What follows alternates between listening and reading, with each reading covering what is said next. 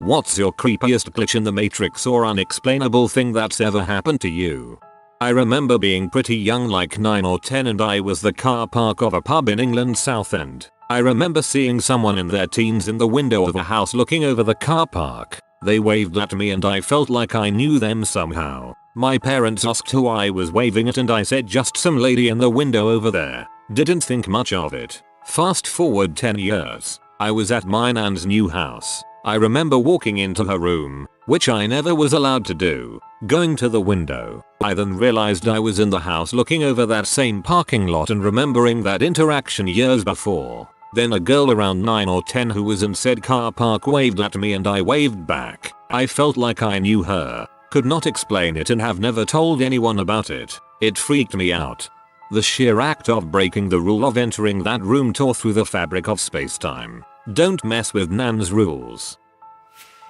When I was a teenager, my family lived in a big 115-year-old brick house. Plenty of creepy stuff happened, but one night I was heading to bed when the door between the first floor kitchen and the basement stairs absolutely slammed shut. It had a unique sound that I recognized immediately as the kitchen basement door. There were no windows open that could have caused a draft. Our dog was asleep on the second floor. I was on the second floor. My parents were both asleep in the third floor attic, had been converted to a master bedroom. None of us could have shut the door. Freaking terrified. I worked up the courage to go investigate, carrying my hilariously teeny pocket knife for protection. As I went downstairs I turned on every light. When I reached the kitchen, the door was wide open. Even more freaked out I ran back up to bed, leaving the lights on. A minute or two later, I heard a definite SSSSHHHHOK from downstairs. I laid in bed and was ready to accept my demise. Eventually I somehow fell asleep and in the morning I was there first downstairs. I woke up before my parents and dog and found that the lights were all off and the basement door had been shut again. Dang, sounds like you almost got robbed. Weird but happy. About 5 years ago in November we lost our family dog to cancer. She was the dog my children grew up with, loved by all. At the next Christmas, at the end of the day of gifts, food and family, as I was picking up, I found a tiny pewter dog figurine sitting on the mantle. I asked everyone who had been at the house that day if they left it. No one had. Okay, weird, but took it as a good omen. When my eldest went back to college at the end of that Christmas break, he asked if he could take the little figurine to remember his dog. Of course, I said yes. A week or two later, picking up around the house, there was the figurine again. I called my son and said, "You forgot the dog figurine?" He said, "No, I didn't. It's right in front of me on my desk." I had now found a second figurine. Again, no one claimed any knowledge of it. No idea how, but I still have the two of them tucked away on a shelf to this day. About a year ago me and my cousin visited Los Angeles. We were driving around using Google Maps and after missing our third or fourth exit we swear we both heard it sigh loudly before it rerouted us. We freaked out and made sure our driving was on point the rest of the ride. The rest of the trip there, if we missed any of our exits or turns we always apologized to Google, so hopefully she would know we were just morons and not buttholes. We should get a bunch of people to try this. This totally sounds like a hidden thing that Google might have implemented. Might be random % chance after reroutes. Removed a painting from the wall during a late evening cleaning. Put it away and returned to the wall to see a never before seen painting on the same spot. Put a chill down my spine. I used to have a recurring dream as a teenager every night for months. I was sitting at a table on the patio of a restaurant. I was out there alone, waiting for my food. A homeless man comes up to the other side of the patio and asks for change. I'm digging in my wallet for a couple dollars and then I hear tires screech and look up to see a crash in an intersection near the restaurant. I run out there to see if I can help, and as I run out into the road I get hit by a car and wake up at the impact. After a while the dream stopped and I put it out of my mind. Fast forward to me being 28 and sitting at an on the border, on the patio waiting for my food. A homeless guy comes walking past the restaurant but doesn't stop and ask for change. It makes me think about that dream though and I start to feel uneasy. Shortly after, I hear the tires screech and I see a wreck happen in the intersection near the restaurant. I begin to run out there but stop at the sidewalk and look out towards incoming traffic, and there is an SUV not slowing down. She was on her phone and blew through the intersection completely unaware of what had just happened. Ran out and checked on the people. Everyone was fine.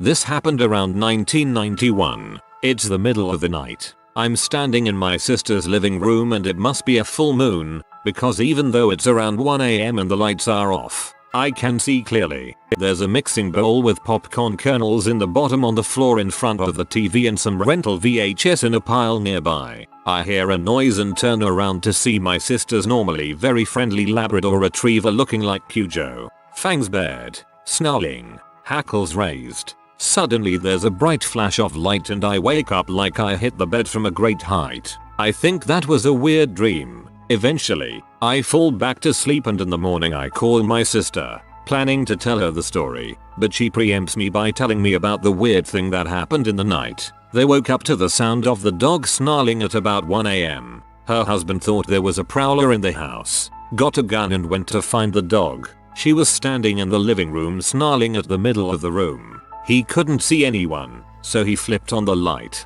No one was there. The dog instantly stopped snarling and walked to her bed like nothing had happened. He checked the property and went back to bed. We talked a bit and I found out they watched some rental movies and of course we had popcorn. Why, my sister is a little woo woo at times, so I decided not to tell her about my night. She lived about 450 miles away, by the way.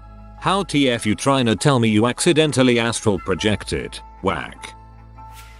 I wouldn't say that this was creepy, but it's definitely one of the most quaintly surreal things I've ever experienced. So, back in 2016, I was injured at work and for about 6 months my life consisted of going to physical therapy and being confined to bed until I could walk again. With that in mind, I had a lot of time to read books. One of the books that I was reading was Ex-Heroes by Peter Clines. Now I don't know about anyone else, but when I read a book I like to cast the characters in my head, coming up with how they look. One of the minor characters in this book was named Ilya, and because I know someone named Ilya, and because the book is set in Los Angeles where I live, the Ilya in the book became the Ilya that I knew in my imagination. But then, something strange started to happen. The Ilya in the book made specific references to movies like Aliens, a movie which the Ilya I know is a huge fan of. The Ilya in the book was a big fan of firearms, as the Ilya that I know is. Put into words,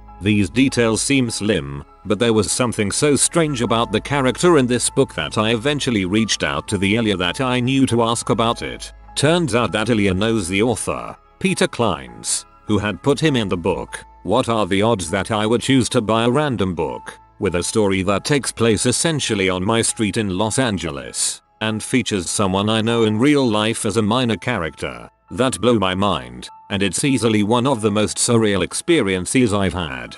This one is super cool. I've told this story before. 3 years ago my childhood dog died very suddenly and unexpectedly. She was sick for a few days, but turned it around and got better before dying very quickly and painfully in my dad's arms. I live out of state, so I wasn't able to be there for any of it. It's a 6-hour drive, and I felt very guilty about her passing without me there. I had a very deep connection to her and she had been my best friend for 12 years. I was devastated by her death. I couldn't work or eat or do much of anything. I was constantly bursting into tears. It was just awful. My heart just ached and I found myself apologizing to her for not being there. I just felt so guilty. One night I had a dream about her. I dreamt I was in this empty space and Charlie came running up to me, whimpering excitedly. She was licking my face and generally just freaking out, and I was sobbing. I knew she was dead and I knew she was visiting me in my dream. I was very aware of it all. I kept hugging her and crying and apologizing, and she just kept licking my face and being affectionate. I woke up with tears streaming down my face and sat up in bed. I could still smell her distinctive smell, and on my sleeve I pulled off one of her hairs. She had never been to my apartment and I hadn't seen her recently. It wasn't a cat hair either, as Charlie was a collie mix and their fur pattern is very distinctive. It may all be coincidence, but it was so vivid and real. I like to think she was visiting to let me know everything is okay and to not worry. I haven't had a dream like that since. Not my story, but my grandpa's. So he served in the Navy and hadn't come home for 5 years. He finally got to go home, and on his way, he saw his old friend, let's call him Wally. Wally was getting on his normal bus, and my grandpa shouted hi to him, but Wally didn't respond. But he didn't think much of it, seeing how Wally didn't have the best hearing. Wally got on his bus, and looked my grandpa in the eye as the bus drove away. Later, after he got home and was talking to his dad, he asked him how Wally was doing and told his dad about how he saw him earlier. His dad was silent for a minute, and asked him if he was sure he saw Wally. My grandpa said yes, and his dad replied, Wally died 6 months ago. I died. I saw it. I lived it. Either it was another world with a version of me that died I saw, or I'm going crazy, but I died. We had a pep rally in school, and after it was finished we had to go back to class. Well, my friend and I were not into that, so we wanted to do across the street to Sonic. Across the school there is not heavy traffic, but if you don't pay attention you could get hit. Well, I remember walking with him and he dropped something, so I went across the street first. I just saw a red Tahoe heading right for me and I got hit. I remember everything. I remember gasping for air. I remember waking up and sleeping again. Then nothing. All of a sudden I was back in the stadium again and the exact same words came out of the principal's mouth. My friend wanted to go get Sonic, but I was freaking out. Was asking him everything. I thought it had to be a dream, so I went with him just to see what would happen. He dropped his stuff again and I waited. To my horror, that same red Tahoe showed up. I told him that I'm going back to school. I ain't dying again. I can still see the other version of me on that street, just messed up. Not even moving. Okay, holy freaking crap, I am so glad I scrolled this far. This is incredible. I was on vacation on Florida visiting a friend. We were walking on the beach on a perfectly sunny day when everything went black for a second. I think it was weird but explained it away, thinking that my eyes were playing tricks on me, until he looked at me and said, "Did everything go black for a second?" The gods were quick saving the simulation. One day when I was about 8, I didn't go to school because I was sick. My friend was supposed to bring me homework etc. But he never came. My granddad came home from work and he told me that that friend was dead. I was devastated. That night I had a dream. I was with my friend at a playground next to our school and we were talking. Then he told me that he is safe and it didn't hurt when that car hit him. The next day my mother wanted to talk to me about that situation and she asked me if I wanted to know what happened. I told her that I know everything because my friend told me. She thought that my granddad told me, but he did not. He said that he did not wanted to tell me without her knowing it. That night I had a dream again and I was talking to him again. We were playing and having fun and he told me that he really had to go and we won't see each other ever again. The next day was his funeral and I really haven't had a dream about him ever since. Jesus gave me goosebumps. Might get buried, but oh well. When I played baseball as a kid, they were handing out the trophies at the end of the season. They called out the names of the kids while we received our trophies. There happened to be a kid with the same name as me. We met after the ceremony because it was weird since our last name isn't a very common one. We had the same birthday and everything. We looked alike. Both our dads were named Derek and both of our sisters were named Lily. As a kid, I found it cool. As an adult, I find it cool and also disturbing. There's a podcast called Radio Lab. They did an episode on coincidence that has a similar story about a girl in England that releases a balloon with her name and address on it. It floats some hundreds of miles and lands in a guy's yard whose neighbor is the same age with the same name and has a bunch of similarities.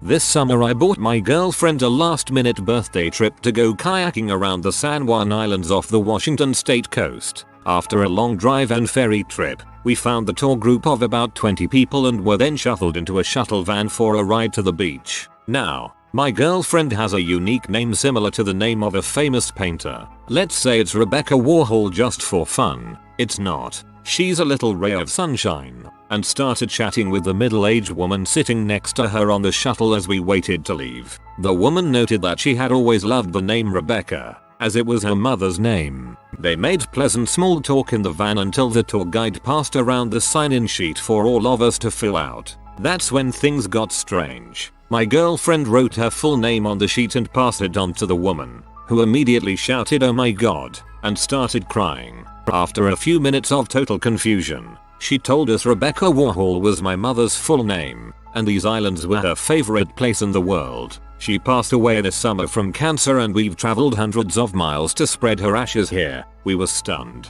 I literally picked a random date, time, and tour company, and then we were split into the same group as this woman, and my girlfriend was sitting right next to her on the shuttle. What the heck? She continued by saying, "My daughter told us that Nana Rebecca would be with us on this trip, and I didn't believe it until now. It was the most unbelievable coincidence we had ever experienced, and has totally convinced me that there's more to this world than we think." As my brother later said, the universe winked at us that day. That's so beautiful. Several years ago, I went home, turned on my PC, browsed the web for a bit, literally watched a video about the Matrix, then looked out of my window. Then I suddenly snapped awake sitting in my chair. I looked at my monitor to see that it had turned off. I thought strange. I must have fallen asleep and proceeded to move the mouse to wake my PC from sleep mode. It did not wake up. I was confused until I noticed that the power strip was not even plugged in. It had never been turned on in the first place. That one weirded me out for quite a while. I must have gone home, fell asleep and dreamt the whole thing. At least I hope so. I had never been turned on in the first place. You're an android. You were on low battery mode. My wife and I were at the local mall shopping. We were walking around in Spencer's and there was a display with a bunch of sexy S-boxed outfits. Once we saw them, we both blurted out, "This looks like something Samantha," an acquaintance we both knew from mutual friends, would wear. At the exact same time, we started laughing about it, and as we walked around the corner, the Samantha we were talking about was looking at the exact same rack but from the other side. We were both like, "What in the frick?" We hadn't seen her in probably a year or so before then. That left everyone scratching their heads for a bit. I shared this a few years ago when this question was asked last time, and didn't really realize how glitchy in the Matrix it was until people started commenting, haha. In college, I took a hard news soft news journalism class where one of the assignments was to write an obituary for one of my grandparents. The professor told us to write it on a deceased grandparent, but if all of your grandparents were still alive we had to choose one. In my case, all of my grandparents were alive. I procrastinated actually doing the assignment until the night before it was due because it seemed like a morbid assignment, especially once all of my grandparents were still alive. Scramming for an easy grandparent to write about, I gave my mom a call and asked her for some basic biographical information about my maternal grandfather. As we were talking about my grandpa's career, my mom couldn't recall the name of one of the companies he worked at. She lectured me about waiting until the last minute to write the assignment because it was late, 10:30 p.m. my grandpa's time. However, she said she would give him a call to see if he was still awake and be able to answer that question once my assignment was due the following morning. When my mom called my grandpa, my grandma answered the phone in a panic. My grandma frantically explained that the paramedics had just arrived and were performing CPR on my grandpa because he had stopped breathing and lost consciousness. My mom was able to stay on the phone with my grandma until they took my grandpa to the hospital, where he was declared dead. In the time my mom and I had been talking on the phone about my grandpa's obituary, he was dying. His death was entirely unexpected at that. Although he was in his 80s, he was the healthiest of my grandparents at the time. We ended up using the obituary I wrote for that writing assignment as his actual obituary. Still freaks me out when I think about the timing. About 2 years ago, I went to collect my husband from the ferry after work. My husband got into the car and as I was driving very slowly out of the car park we both noticed two people standing a few meters in front of our car. It looked as though they were strangers, older looking professionals, both walking to their separate cars in different areas of the car park. The man was reaching into his side bag and the lady was further ahead than the man, with her head turned to the right. I know the exact positions they were in because they were completely frozen on the spot. My husband and I sat there watching the frozen strangers. not saying anything to each other, and then all of a sudden it was like someone pressed play and the two strangers just continued on like nothing had happened. My husband and I promised to each other that we would never forget how weird the experience was. I can't remember exactly how long they stayed frozen like that, but it was long enough to freak us both out. Sounds like what Improv Everywhere does. 1985. My ex-wife and I were sleeping. There was a small sliver of light coming in through the window from a street light, so the room and bed were dimly visible. Our black Pomeranian was at the end of the bed asleep. I dreamt that I woke up, reached down to pet him, and he turned into a glossy black bivalve oyster thing which opened up to reveal rows of gleaming glass teeth. I woke up to my ex backpedaling up the bed over the pillows towards the wall. I asked what's wrong. She said, "What is that shiny black clam thing with the teeth at the end of the bed? Where's the dog?" We had had the same nightmare at the same time. This still gives me a chill. Sorry that your dog was haunted. I have a jade Buddhist necklace I bought in China about 10 years ago. It disappears for months at a time only to reappear somewhere obvious like my desk, my dresser, in a drawer I use every day. I just say it goes on a trip and will come back eventually. A friend and I went to a buddy's house for a day party. Stayed up playing Halo 2 and hanging out. We all crash in the basement. Friend who came with me, and I got up at the same time. Not like one after each other, we both got up at the same time after being asleep for a few hours and rushed to the bathroom. I was more athletic than me, probably still is, and beat me there. I ran upstairs, barely getting my head over the toilet before puking my guts out. I was doing the same thing in the basement. I was wearing a wooden cross my grandmother mailed me from Romania. I'm not religious, but I appreciated the gift as I had never met her at that point. Cross somehow became detached from the cord, fell on the tile and broke into 2 pieces. So we both call our respective mothers and get picked up. By now it's like 3-4 am. Felt sick up until we left the house. Once I was in the car and a few blocks away, felt perfectly fine. I reported the same thing to me that day over MSN Messenger. Felt perfectly fine after a few blocks. Got the pictures developed a few weeks later. There's a picture of us on the couch rocking some Halo and the whole room looks like it's filled with mist. Super spooky. I've been looking for the pic for a long time and I can't seem to find it anymore. But every few years my sister and I search my mom's photo albums for it. Sounds like there was maybe a gas in this basement that made you sick. 2 things. Each was witnessed by at least one other person and both were while driving. One's at a stop sign in a neighborhood. All of these little sparkles started swirling around in midair roughly 3-4 featuring off the ground out of nowhere. The group of them were roughly 2 featuring wide by 3-4 featuring tall. It lasted 3-5 seconds and then they were gone. No one was around, and when I asked my passenger if he saw it too, he breathed a sigh of relief and said yes. We spoke about it a little more, but there is no reasonable explanation. The second happened when myself and 3 friends were driving down an empty country road. Very straight stretch. A man on a bike appeared. Someone said to watch out for him, so not to hit him, and then he disappeared. Our minds were blown to say the least. Just poof and he's gone. All of these little sparkles started swirling around in midair roughly 3-4 featuring off the ground out of nowhere. The group of them were roughly 2 featuring wide by 3-4 featuring tall. It lasted 3-5 seconds and they were gone. Someone in your party leveled up. I've got several kids and night terrors are always a bit freaky, but once you know it's normal and what it's like, you kind of get used to it. But my middle child had something happen a couple years ago that didn't seem like it could be a night terror. He's almost 5 now and has been pretty advanced in academics for a while. Somehow learned how to read the names of numbers and colors and such, and I accidentally found out one day when I caught him reading what I had written. He came into my room very upset one night. Night terror. Except he was fully awake. I know they can seem like they're awake but they're not. But I had him doing math. 3 + 2 is 5. Asking very high level questions about things. He seemed fully alert and aware, but he was seeing something my wife and I could not see. Something threatening and scary. The fly was going to get him. He shrieked ear-piercing screeches, consistently turning away and back to the doorway into my master bath where he saw this thing that was invisible to me. This happened for a few nights, 2. I could only reassure him that he was okay and nothing was there and we would protect him. You're okay. You're okay, I'd tell him. He always darted down the hallway between his room and mine for a few days after this, reassuring himself by saying I'm okay, I'm okay, I'm okay as he ran. Poor thing. Freaked my wife and me out completely.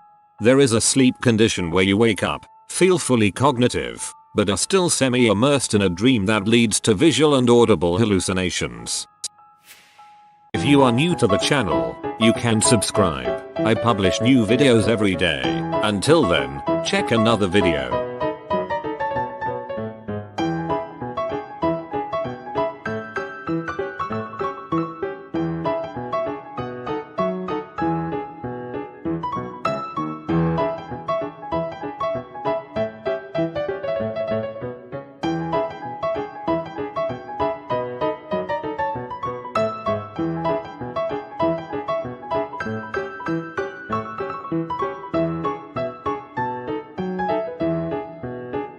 Bye for now.